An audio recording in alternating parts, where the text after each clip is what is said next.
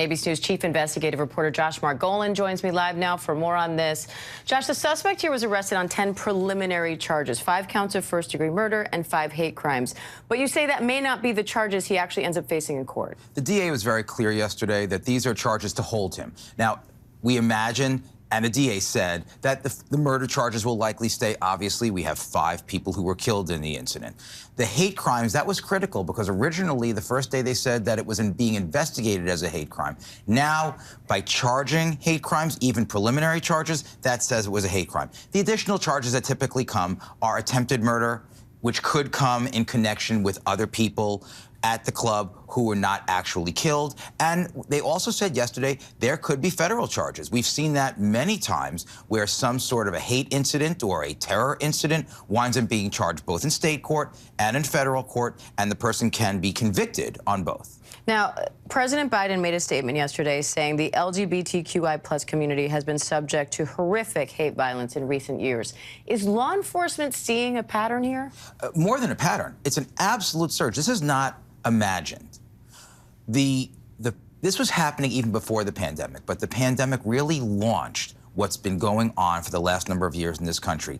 Hate speech online in really ugly pockets of the internet, which then comes into the real world in the form of attacks and people acting out and violence on subways and violence on streets. We are seeing a surge. We're seeing a surge against the gay community, LGBTQ+. We're seeing it against the Jewish community, seeing it against the black community, seeing it against government officials, government targets, law enforcement. They're seeing a surge. And in fact, as terrible as it is, Diane, since the attack over the weekend, we've seen celebrating among some of these people, these violent conspiracy theorists and hate groups in these fever pockets on the internet. And the concern for law enforcement is that that rhetoric, that chatter, turns into or could turn into real-world copycat violence. People are celebrating. Online that someone went in and shot up this nightclub. Yes.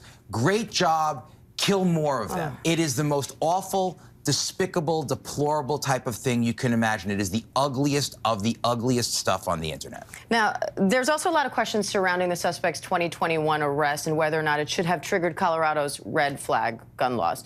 ABC News, I know, is petitioning the court to get those records released, to unseal those records. What can you tell us about this whole process? Law enforcement was very, very clear yesterday. The DA was that he wants to answer the questions but can't because there are privacy rules in Colorado that have since locked down, sealed up these records from the 2021 arrest because the charges were dismissed. This, to me, is an area that law enforcement has a lot of explaining to do. Even if it was legitimate 18 months ago that these charges needed to be dismissed, and no one is suggesting the contrary. But even if it was dismissed, even if it was legitimate to dismiss the charges, that doesn't preclude law enforcement from going to the court and saying, look, we have somebody who's acting out, somebody who's acting violently, who's thinking violent thoughts, who has gone down a rabbit hole, who has psychiatric problems, which are terrible. And nobody is saying that somebody who has psych problems shouldn't get the help that they deserve.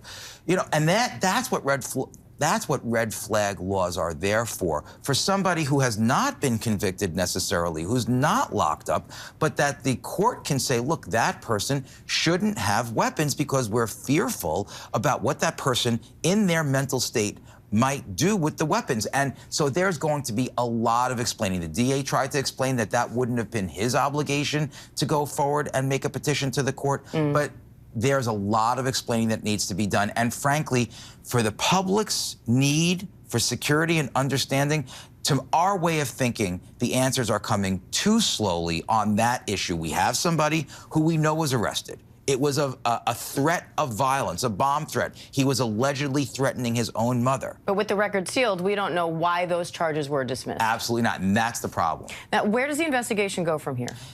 A number of different places. First of all, the investigation is going to go, and the DA was clear about that they are going to look at what happened in the 2021 case to see if it somehow has a connection or a bearing on what happened over the weekend. Were there threats that the individual allegedly made, about shooting up a location, an LGBTQ community location, something like that? Very specific. The other thing is that they're going to look at specifically what happened. How did he get the guns? Who knew what he was doing? Was he talking to anybody? And most importantly, is there a motive? You don't need a motive in criminal law to prove a crime was committed. But the public is going to want to know because of what you said at the top. We see this pattern of surging violence and rhetoric against the LGBTQ community. So the question is, did this individual shoot this club up for some sort of reason? What was that reason? What was he going through? What was the motivation there? Is there something to learn from that for the prosecution, but also for the public at large in terms of securing the community? We have all these hundreds of millions of people in this country and 400 million guns. Right. People want to be safe. If we learn what motivated someone to do something like this, can we then take that information to maybe prevent it from happening again? Perhaps, right. Josh, thank you. Thanks, Diane. Hi, everyone. George Stephanopoulos here. Thanks for checking out the ABC News YouTube channel. If you'd like to get more videos, show highlights, and watch live event coverage, click on the right over here to subscribe to our channel. And don't forget to download the ABC News app for breaking news alerts. Thanks for watching.